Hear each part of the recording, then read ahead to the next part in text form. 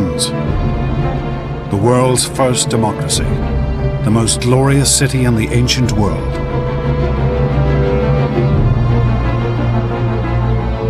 A city of wealth and power, the center of a mighty naval empire. At the head of this state stood one man, a man who seemed to embody all the Athenians' achievements, Pericles. But Pericles would now risk everything he and the Athenians had built in one great gamble. A war that he hoped would make Athens the undisputed ruler of the Mediterranean. This conflict would indeed transform Athens, but in a way Pericles could never have imagined.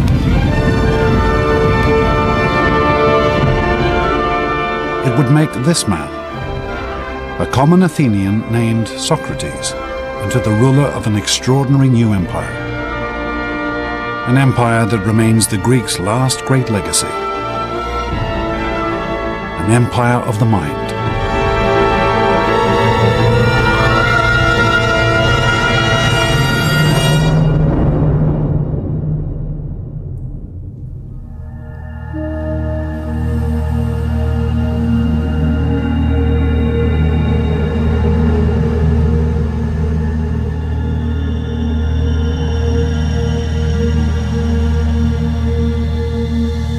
Prison cell in the city of Athens.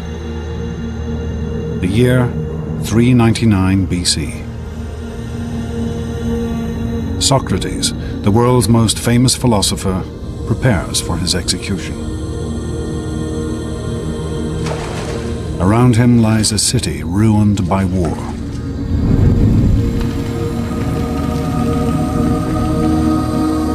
A nation stripped of glory and empire. People who have lost everything. Socrates is perhaps the one man who could have saved his fellow citizens from the greatest defeat in their history. Instead, they have condemned him to death. How could the Athenians come to execute one of their most brilliant minds? How could they lose everything that had once made them great? It is a tale that begins 3 decades before.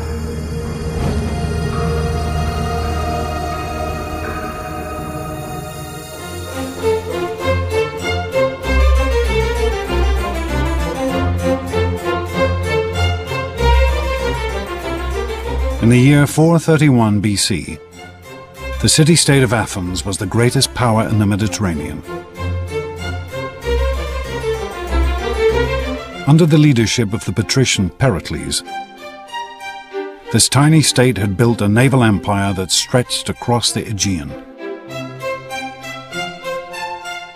Her mighty fleet of trireme warships was the most powerful of the day.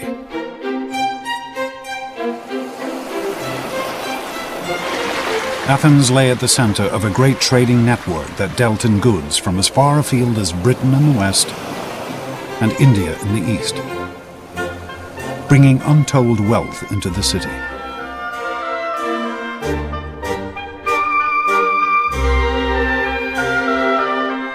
And Pericles had personally devoted himself to making this city the most glorious of the ancient world.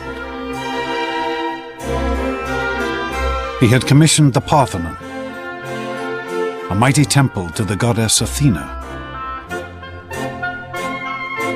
one of the most extravagant monuments in ancient history.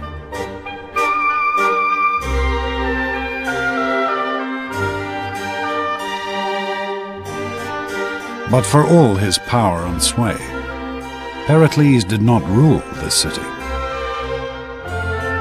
For Athens was a democracy.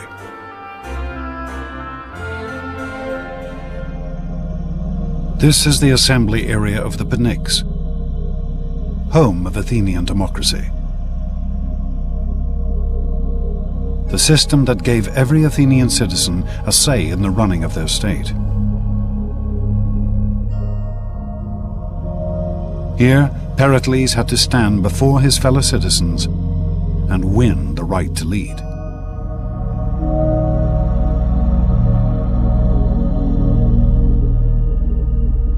One day in the year 431 BC, Pericles took the podium and presented the Athenians with a bold new plan. A proposal that would offer Athens her final crowning glory. Pericles intended to vanquish Athens' last great rival, the city-state of Sparta. Sparta was the only other Greek state that matched Athens' power. The Spartans ruled all of southern Greece, and they were a fearsome military force. Their citizens were trained from birth in the arts of war.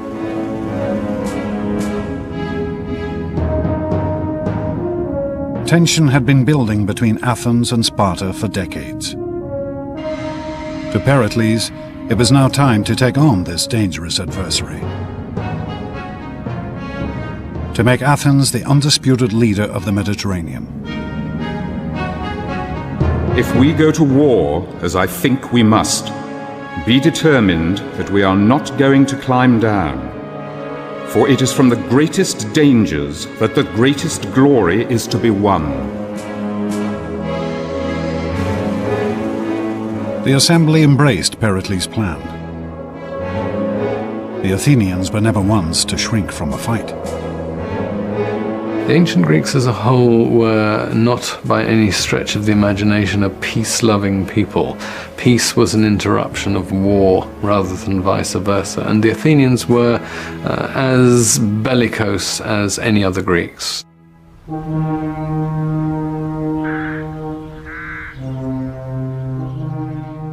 But Pericles knew that any war with Sparta would not be easy to win. For the Spartan infantry were far superior to Athens' forces. Athens' strength lay in her navy.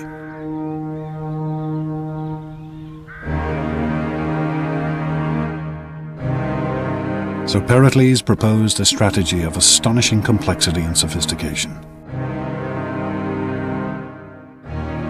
He convinced the Athenians to abandon all the land around Athens and retreat behind the great long walls that stretched down from the city to its harbor at Piraeus.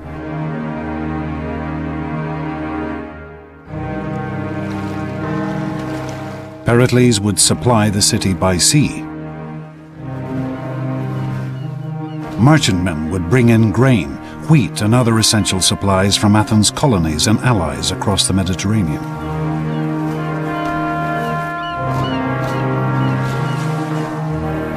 Protected by the mighty Athenian fleet. And Pericles would use this great navy to attack the Spartans from the coast.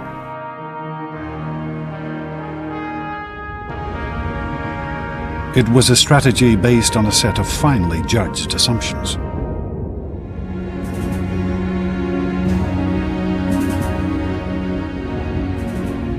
Pericles' expectation was that after a year or two, but no more than 3, the Spartans would realize that they could not win the war because the Athenians would never give them the infantry battle they needed in order to win, and they had no other device available. Athens' fleet had always been key to the city's success. It had won the city great military victories, and it had built her an empire.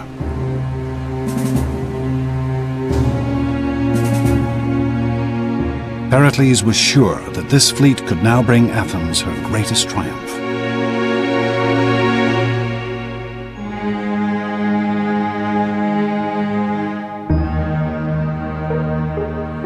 The Athenians crowded behind the city walls. Confident in their vision of imperial power and glory, they assumed that Pericles' strategy could only bring them victory. But among this teeming multitude could be found one man who refused to assume anything.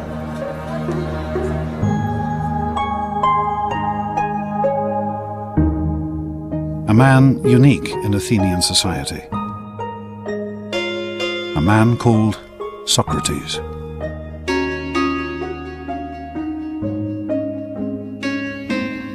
If you were an ancient Athenian citizen, the first thing you'd see is a man who was unbelievably ugly.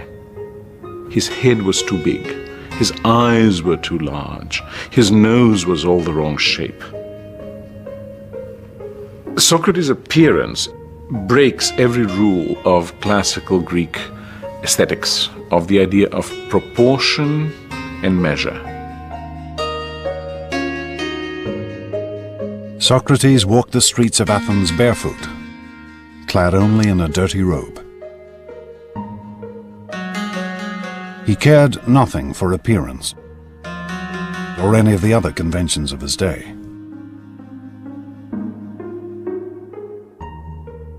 Socrates was interested only in the mind. This unlikely figure would become the leader of a revolution in thinking that had been gathering strength across the Greek world.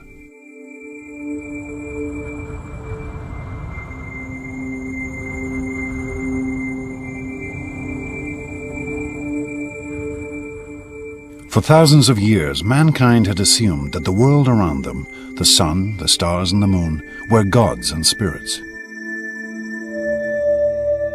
Believing they were recording messages from their gods, ancient civilizations such as the Babylonians had gathered great catalogues of astronomical data.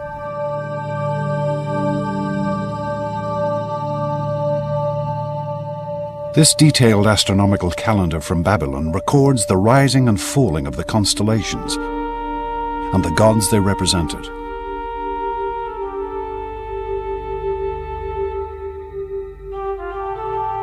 This knowledge and study of the heavens had been slowly spreading across the ancient world until it reached Greek colonies on the coast of what is modern-day Turkey. There, a shattering change occurred. For the Greeks took this astronomical knowledge and transformed it. They took the gods out of the heavens and replaced them with reason. Gradually, the Greeks begin to say, these are not persons, these are things. There's an orderly world which the human mind can actually capture. It is subject to our understanding. These Greeks began to calculate and predict the movement of the moon and stars through mathematics and logic, rather than using gods and spirits to explain everything. It was the birth of science. The first great Greek scientist, a man named Thales, wrote the earliest book on navigation and how to sail using the stars as a guide. And on a journey to Egypt, Thales was the first man to measure the height of the Great Pyramid. Brilliant idea. He stood next to the pyramid until high noon, when his shadow was exactly the same length as his height. And at that point he measured the shadow of the pyramid and accordingly knew the the height of the pyramid, which is actually an application of a rather sophisticated geometrical theorem. These Greek scientists would go on to measure the circumference of the world when most people still thought it was flat, to devise steam engines, water pumps, and suspension bridges.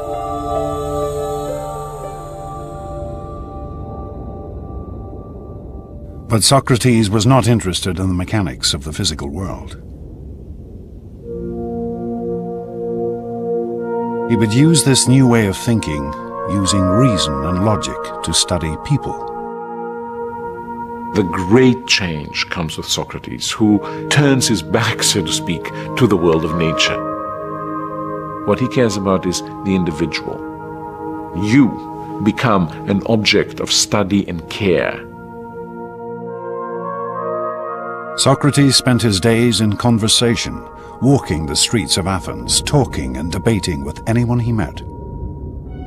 With over 150,000 people now packed behind Athens' walls, he was in his element. One of the amazing things about Socrates is that he is the first fanatical urban individual. He loves the city. He makes life in the city one of his major concerns. Socrates' life was spent questioning the assumptions his fellow Athenians held about their lives. What they felt was right and wrong, what was good and bad. And he was happy to turn convention upside down.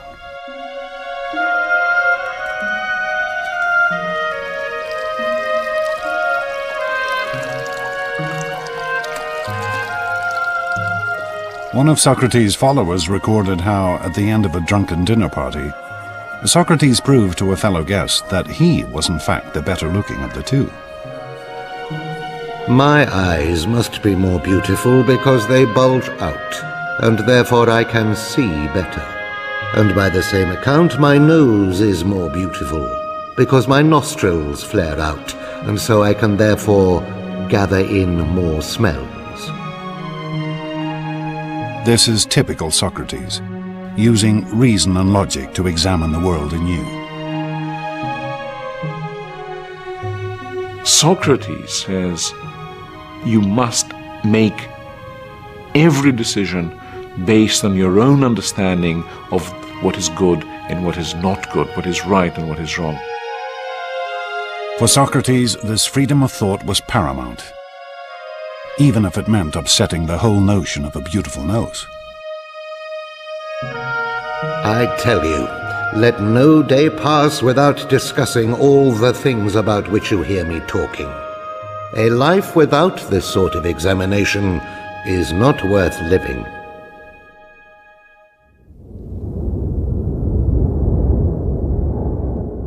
But as Socrates spent his days in debate, his city was fighting a war.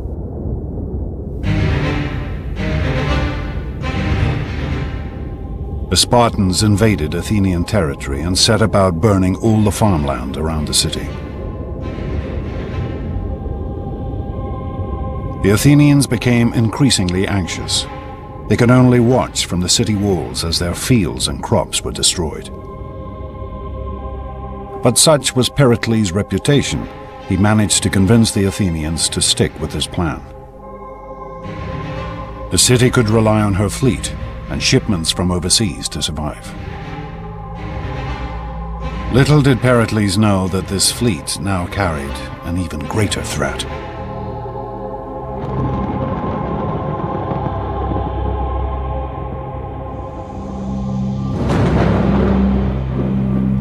One year into the war, the grain boats that fed the city brought with them an additional cargo: plague. A disease that would now devastate Athens. Pericles' plan couldn't anticipate difficulties that we now would suggest were rather likely in those circumstances of crowding.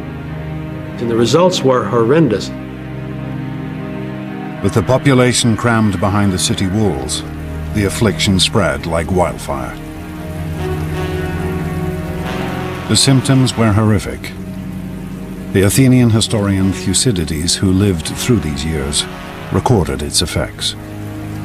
The body was suddenly seized, first with violent heats around the head and redness and inflammation of the eyes, and then the disease descended into the bowels, producing violent ulceration and uncontrollable diarrhea. The sufferings of individuals seemed almost beyond the capacity of human nature. The city must have looked terrible, smelled terrible, been awful to be in, and terror must have reigned everywhere. Sufferers, racked with fever and overcome with unquenchable thirst, would crawl into the city cisterns and water mains to die.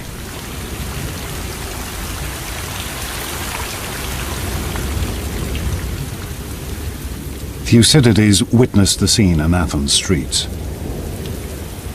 The bodies of dying men lay one upon another, and half-dead creatures reeled about the streets. The catastrophe became so overwhelming that men cared nothing for any rule of religion or law. The plague's effects on Athens were absolutely devastating. The whole fabric of Athenian society broke down. Morally, people saw no point in being good. Why be good if the good and the evil die just as easily?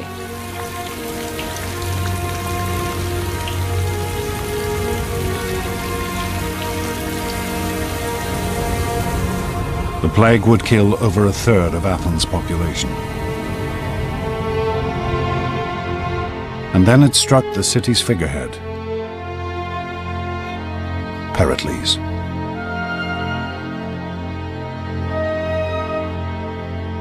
Plutarch, Pericles' biographer, described his symptoms.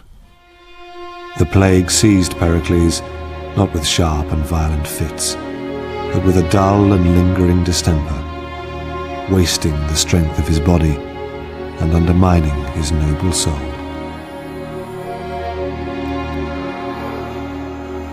By the end, the patrician hero of the city was reduced to relying on potions and magic in an attempt to cure himself.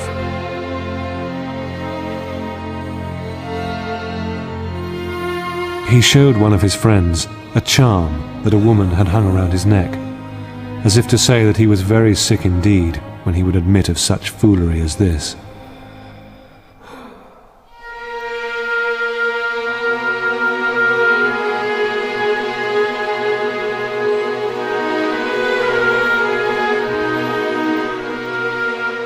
Finally, after 6 months of lingering illness, Pericles died in 429 BC.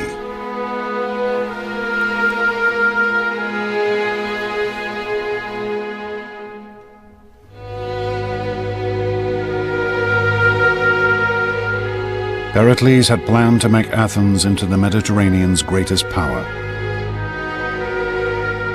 But his carefully calculated strategy had brought only disease and death. Like most brilliant men, like most people who have had great success all their lives, Pericles simply underestimated the degree to which some things are out of the control of the very best intelligence and the very best knowledge that there are.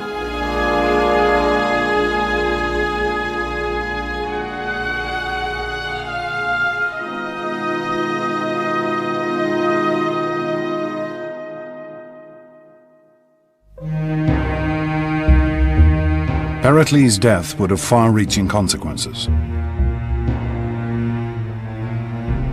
It soon became clear that this one man had been the linchpin of the Athenian state. Plutarch records that the changes were swift and dramatic. Those who, while he lived, had resented Pericles' great authority, now realized that he had been the main protector of public safety. So great a corruption and such a flood of mischief and vice followed.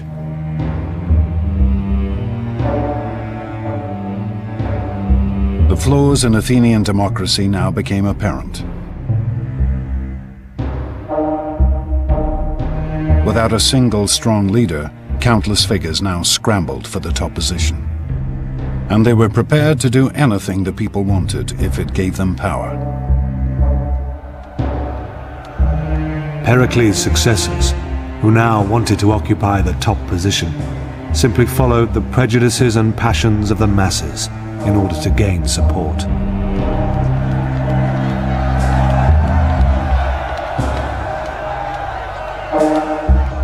Athenian democracy now revealed a new and terrifying potential. The potential to slide into mob rule. Crippling her ability to fight a war.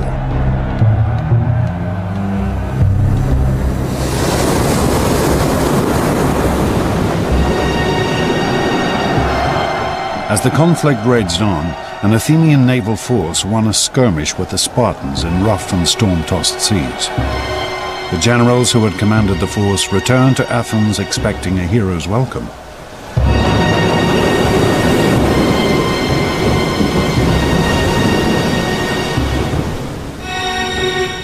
Instead, they were thrown into prison.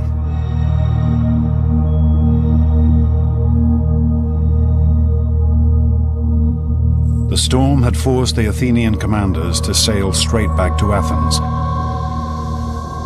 without picking up any of their soldiers who had fallen overboard during the battle. Rabble-rousing speakers had convinced the assembly that this failure to rescue the men was a crime so appalling that all the generals should be summarily tried and executed.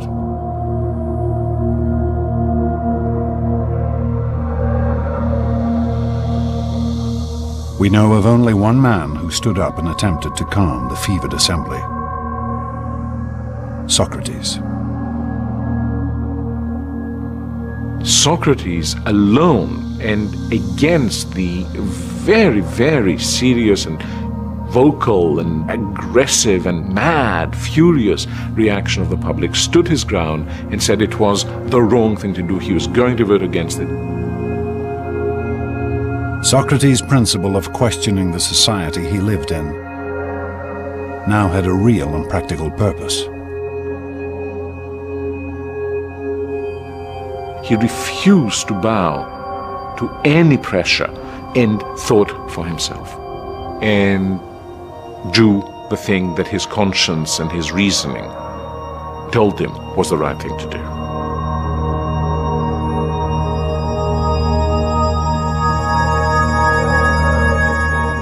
But in the end, Socrates was only one voice amongst the multitude, and he could not sway the assembly. The generals were condemned to death by drinking poisonous hemlock.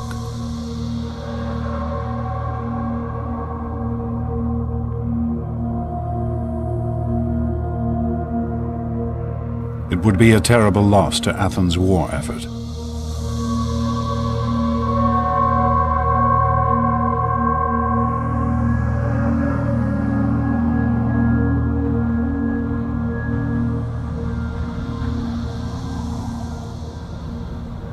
With the assembly in the hands of self-interested despots, once mighty Athens began to lose her way. After the death of Pericles, Athens never again had a political leader with a well-thought-out general picture or a set of goals that he could pursue with reasonable hope of bringing them to fruition. The war against Sparta degenerated into a bitter, dragging conflict that spread over a decade.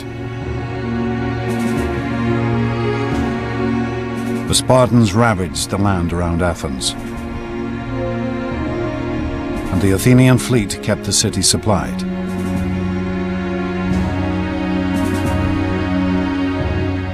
Neither side was able to defeat the other.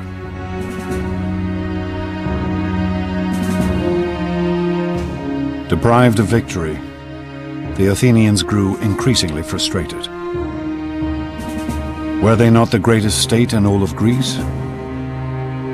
Surely the time must come for Athens to prove her power once and for all.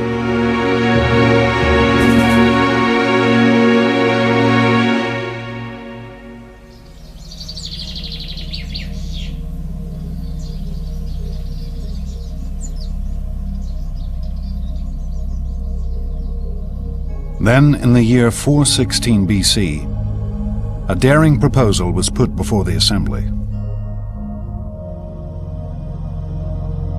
A proposal which, even if it did not defeat the Spartans, would at least satisfy Athens' hunger for glory. A small Greek colony on the island of Sicily had asked for protection. Protection from a neighbor allied with Sparta. Why should the Athenians not come to their aid, humiliate their Spartan adversary, and perhaps conquer all of Sicily at the same time? As one Athenian addressed the assembly, "This is the way we won our empire, and this is the way all empires have been won. Let us set out on this expedition, for it will destroy the arrogance of the Spartans, and at the same time we shall become rulers of all Greece."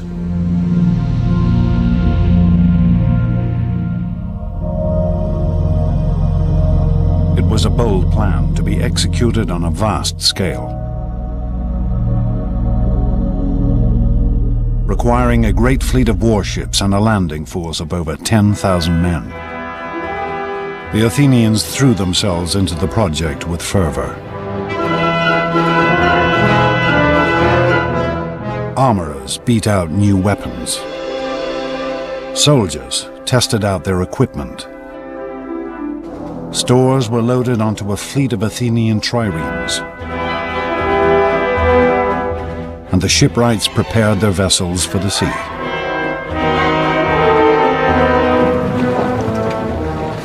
Then, to great fanfare, the mighty invasion force set out for Sicily.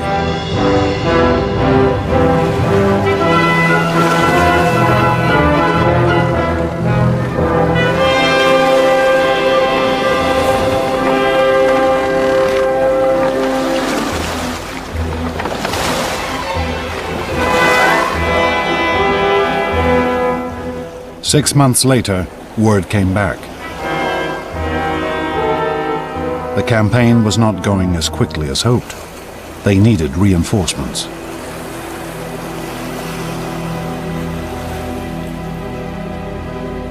And then, nothing. No news at all.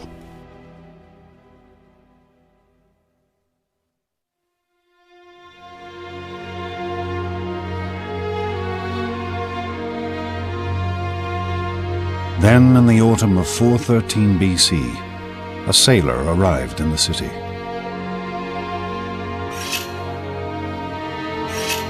A man who needed a haircut. And as he talked to his barber, he told an appalling tale of a vast and terrible slaughter.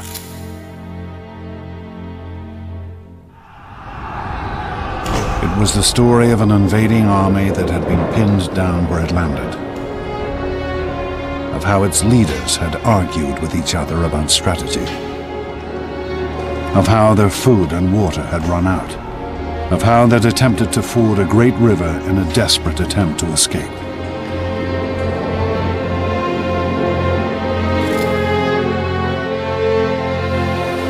They rushed into it, all discipline lost, and every man wanting to cross first. They fell over each other and trod each other underfoot, and they drank thirstily. The water was foul, but still they went on drinking, mud, blood and all, the dead lying thick in the riverbed.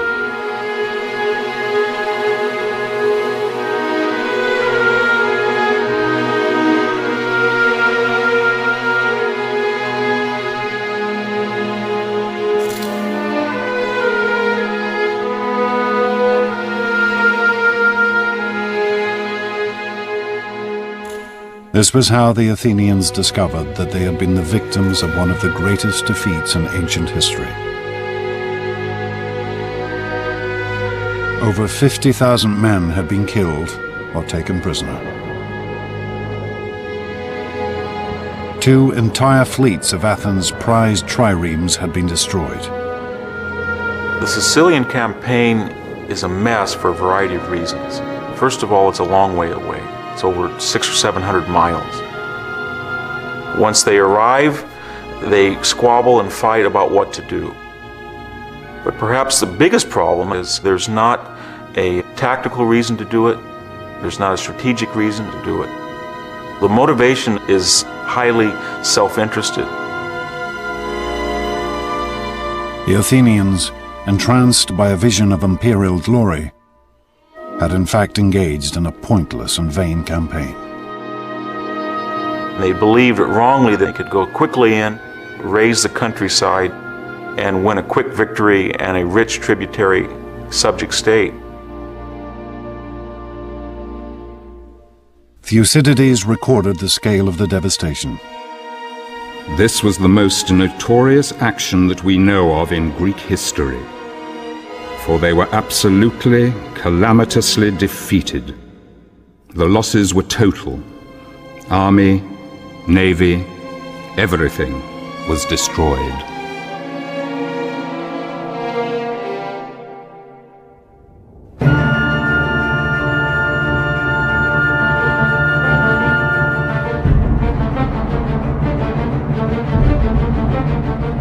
With Athens' military power now crippled, her enemies began to close in.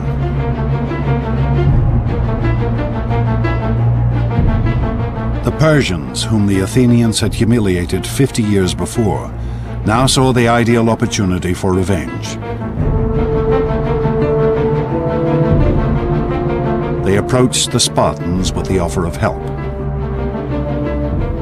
The Persians have been watching this carefully, and they decide to intervene and subsidize the Spartans, and that subsidy is in the form of manpower for rowing and fleet construction. Where previously the Spartans had never been a naval nation, now they had a fleet, paid for with Persian gold.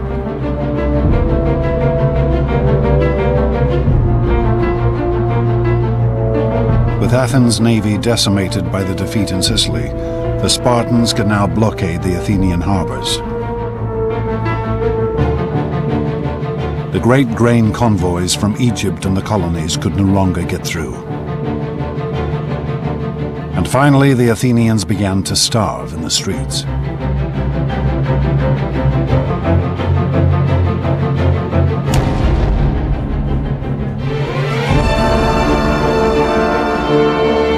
The people turned to their patron goddess, Athena. At the height of Athens' glory, only 30 years before, Pericles had honored her with the most glorious temple ever seen.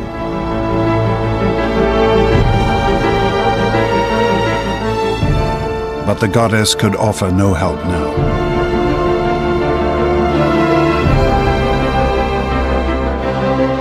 Athens, once so sure of her preeminence in the Greek world, was now home to a population ravaged by plague and war, besieged and starving.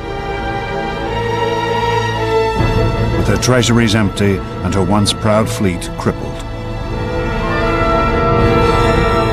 In 404 BC, Athens finally surrendered to the Spartan commander, Lysander.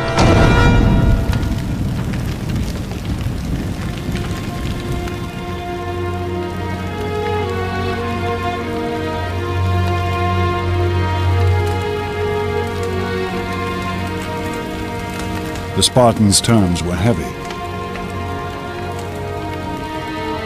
The great walls which had defended the city were to be torn down. Her fleet was to be destroyed.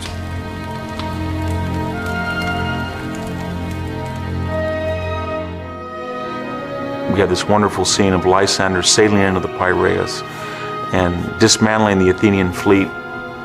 That's important because the destruction is symbolically a destruction of the Athenian Empire.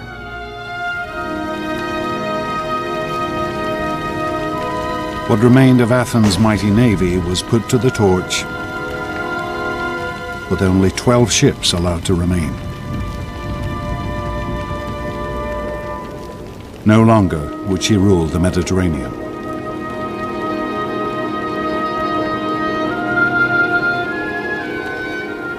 The Athenians became convinced that they could do, finally, in the end, more than they really could.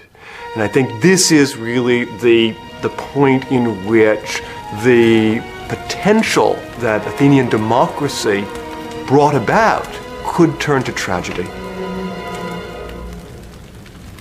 They could achieve great things, they could not achieve all great things. But it would still take one more act of vanity and violence before the Athenians could redeem themselves. And their city could be reborn.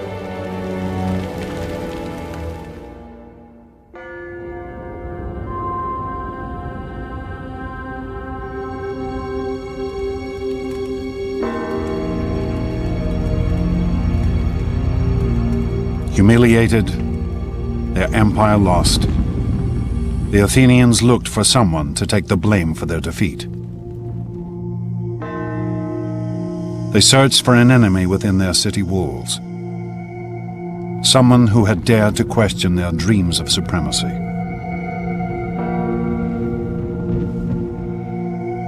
They searched for Socrates. Socrates was a critic.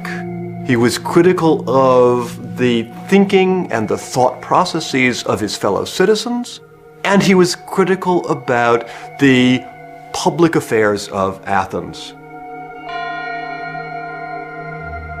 For over 50 years, Socrates had been publicly questioning and attacking the traditions of Athenian life.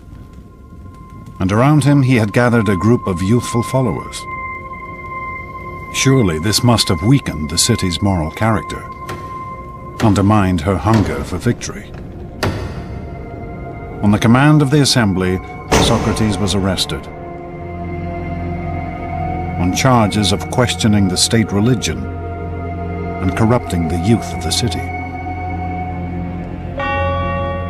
I am quite sure that especially in a relatively small society like Athens, someone who is constantly questioning the principles by which the society has traditionally governed itself will be perceived as a very major danger by at least some people in society. You can easily see that a few hundred people might want him out, and they did. The Athenians would now put to trial the one man who dared to question the way they lived their lives.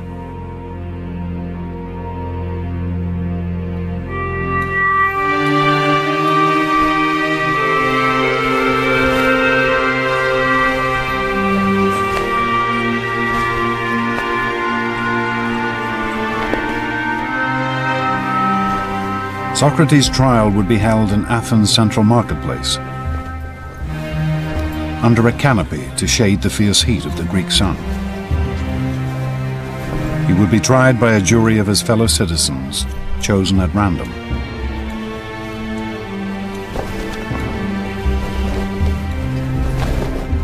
But this would not be a trial we would recognize. The Athenian legal system was remarkably different from a modern system.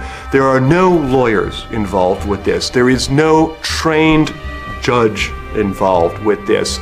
It is in some ways a very frightening system from a modern point of view. The law did not have the same stature in Athens that it has in a modern society. Socrates would be judged by the same kind of group he had watched condemn 6 generals to summary execution 7 years before.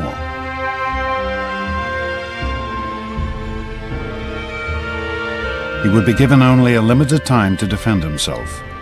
All speeches in the Athenian courts were timed by a water clock. 1 jar of water steadily running into another.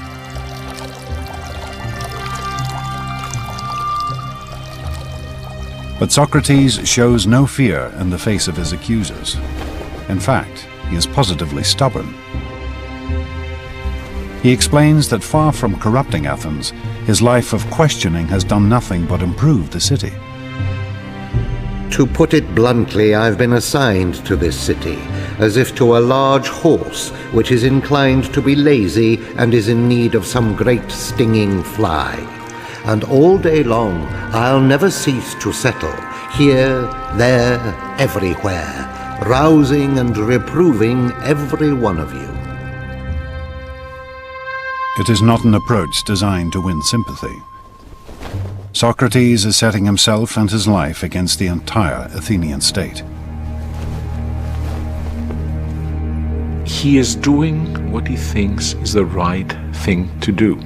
He thinks the life he has chosen, this life of thinking for yourself, is the best life. As he says in his speech, the unexamined life is not worth living for a human being.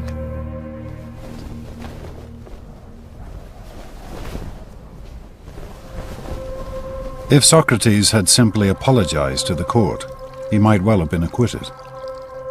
But instead, he demands free dinners for life, for all the work he has done.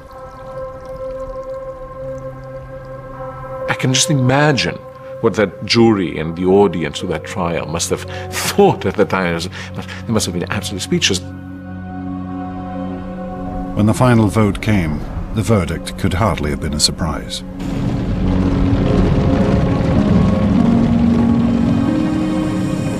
The court found Socrates guilty with the penalty of death.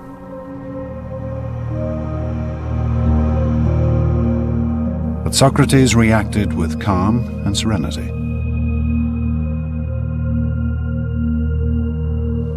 Well now, it is time to be off, I to die and you to live. But which of us has the happier prospect is unknown to anyone but heaven.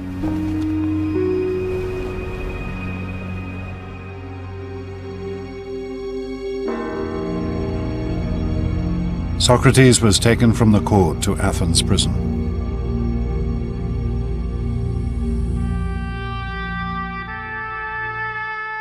The site of this prison still exists. We can still trace the layout of the cell in which Socrates was probably held.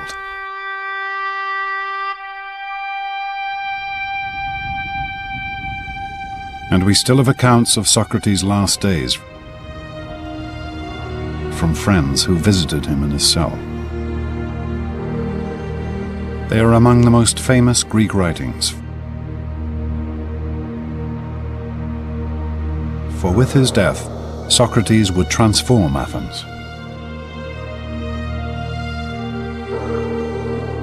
He would show his fellow citizens that the principles of reason, of questioning the world, were something worth dying for. Socrates would be executed in the traditional Athenian manner, by drinking hemlock. Some of the hemlock cups used for the poison are still preserved. Death by hemlock is excruciatingly painful, causing gradual paralysis of the central nervous system.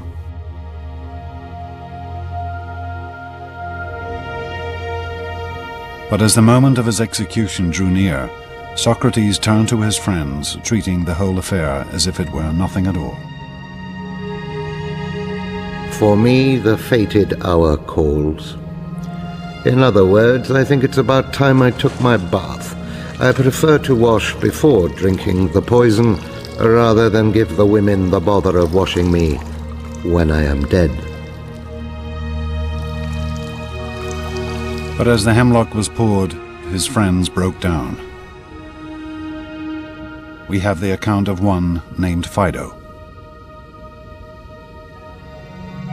In spite of myself, the tears came pouring down, so that I covered my face and wept broken-heartedly. And then everyone in the room broke down, except Socrates himself, who said, "Really, my friends, what a way to behave. I'm told that one should make one's end in a reverent silence. Calm yourselves and be brave."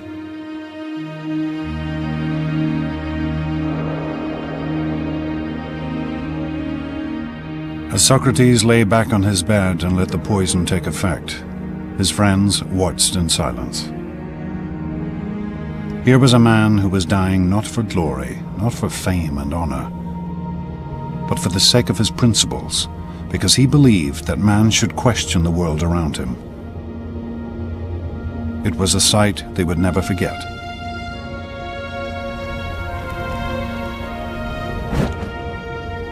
Socrates, in his life and in his death, becomes a completely new Greek hero. From now on, the hero is a person of conviction, a person who will follow nothing but the dictates of his intellectual conscience, and that is a new conception of what a human being is like and what a good human being must be like.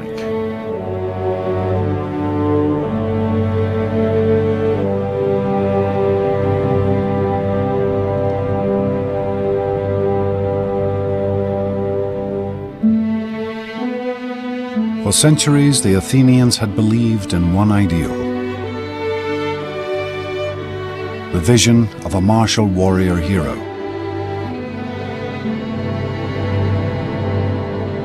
It had driven them to conquer great foes, to build a mighty empire. But now, in the depths of defeat, they discovered a new figure to venerate. Effigies of Socrates have been found amongst the ruins of the Athenian prison. perhaps offerings to the dead philosopher.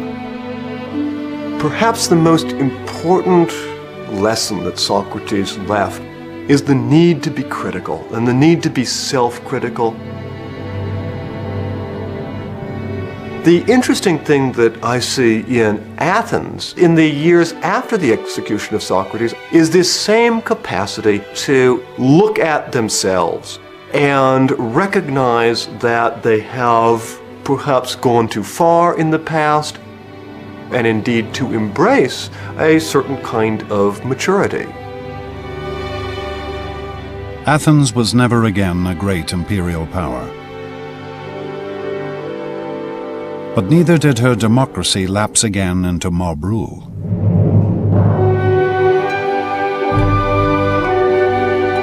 Instead, she became a city of intellectual inquiry.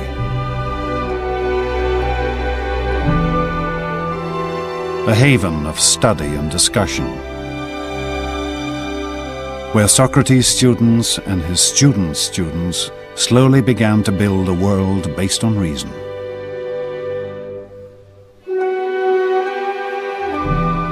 Plato tried to formulate the ideal society. Aristotle studied nature, establishing biology and zoology. And slowly the ideas and work of these Greek thinkers began to spread across the known world. One could say that a major part of the energy of the Athenians turns into building what one might call empires of thought. So where before you had Athens sending its ships to the various islands in order to collect taxes, here you have reason extending its dominion over all areas in which our lives are actually lived.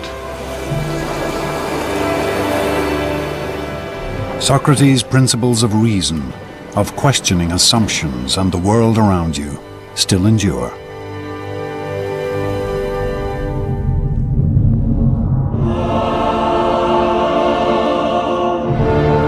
In the space of less than 200 years, the ancient Greeks transformed their world.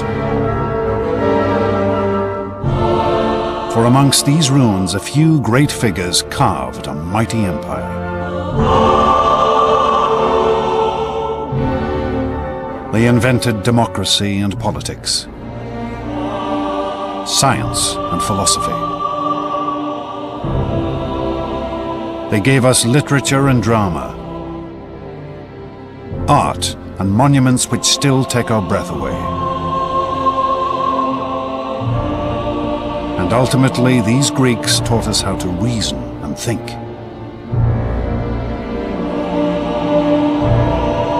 Two and a half thousand years later, their astonishing achievements continue to shape our world.